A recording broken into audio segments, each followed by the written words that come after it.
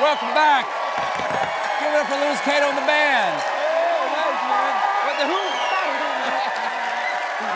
Okay, folks, let's get straight to it. Usually the second act of the show is a little less political, a little lighter, but tonight it's a little more political, a little lighting democracy on fire. Because yesterday, the President of the United States took time out of his job as trickster god of chaos to phone into the podcast of former Deputy FBI Director and irritated hemorrhoid watching you buy the single ply, Dan Bungingo. Trump laid out his vision for the future by complaining about the past. Think of it. I won in a landslide. I won every swing state. I won the popular vote by millions. I won everything. We have states that I won that show I didn't win, like the 2020 election. I won that election by so much. No, you so didn't. Saying something over and over on a podcast doesn't make it true. If it did, everyone would have the perfect mattress. No surprise, one of the states that Trump is largely mad at is Minnesota. Minnesota, if they allowed us to do the job, it's a mess. There's something in the water up there. It's Minnesota. That's not water. It's cream of mushroom soup. This podcast appearance right here is not the first place Trump has made false claims about election fraud, but it is the first time he suggested this terrifying solution. And I love the state. I won the state 3 times, but I got no credit for it. I won that state 3 times, but it's a rigged state. The Republicans should say, we want to take over. We should take over the voting in at least 15 places. The Republicans ought to nationalize the voting. That's right. We've reached the rigging elections phase of fascism. Johnny, tell them what they've won. A dystopian future ruled by a permanent, omniscient cadre of AI-enhanced tech oligarchs. And a dinette set from Broy Hill. Broy Hill. Do it to Julia. Do it to Julia. Back to you, Steve. Trump's new idea to nationalize the 2026 election is rooted in his obsession with the 2020 election that he lost last week. Trump sent the FBI to raid Fulton County, Georgia election offices, seizing voter rolls, related data, and truckloads of 2020 ballots. My God, 2020 is 6 years ago. They recounted the ballots twice. You lost both times. You are currently president again. Let it go. You can't change the past. You can't put the toothpaste back in the tube or the juice back in Rudy's skull.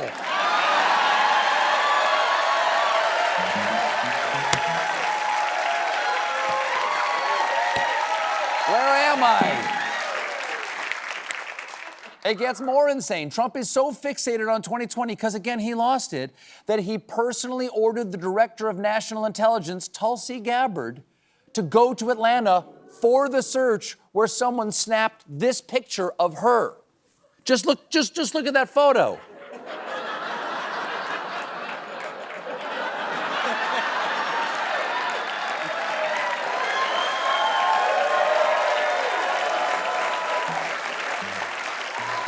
Hello?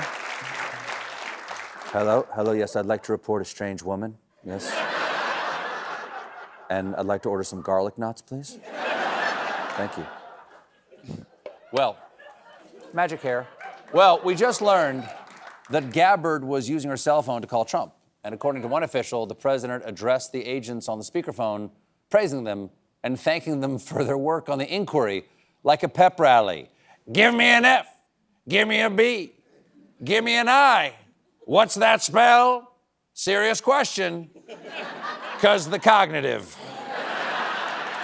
The administration knows. Give me a RU1. The administration knows Gabbard's involvement looks bad, so they sent Deputy Attorney General and former Trump lawyer Todd Blanche onto the Fox News to try to explain it. Did you ever find out why she was at the... And everyone knows I love Tulsi Gabbard, but why was she at that particular raid? No, I mean, first of all, she wasn't at the search. She was in the area where the search took place. Wow. Babe, I didn't cheat on you. My genitals were just in the same area where the sex took place. And how could you even tell that was my penis? I put a baseball cap on it. We're all still picking our jaws up off the floor after the latest batch of Epstein files over the weekend. The guy apparently ran into every prominent American in the last decade. He's like the Forrest Gump of sex crimes, in that the name Forrest Gump appears in the files 3 times. Run, Forrest. Run.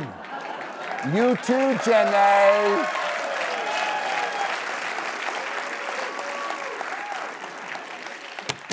New disturbing finds are floating to the surface every day, like this email from Epstein to Katie Couric, where she thanked him for inviting her to a dinner, saying the lasagna was rockin'. You know what they say, if this lasagna's rockin', call the police. Despite the many horrible allegations that we will never be able to scrub from our brains, while he was on the Fox News yesterday, Blanche said that the DOJ does not plan to bring any charges.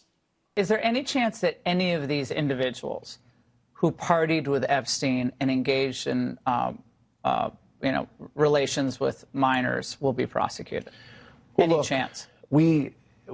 I'll never say no, and we will always investigate any evidence of misconduct. But as you know, it is not a crime to party with Mr. Epstein. The American people need to understand that it isn't a crime to party with Mr. Epstein. Yeah, American people, loosen up. It's not a crime to party with Mr. Epstein, just like it's not a crime to hold a potluck with Jeffrey Dahmer. I mean, you got to admit, his lasagna was rocking. We'll be right back with Mark Ruffalo.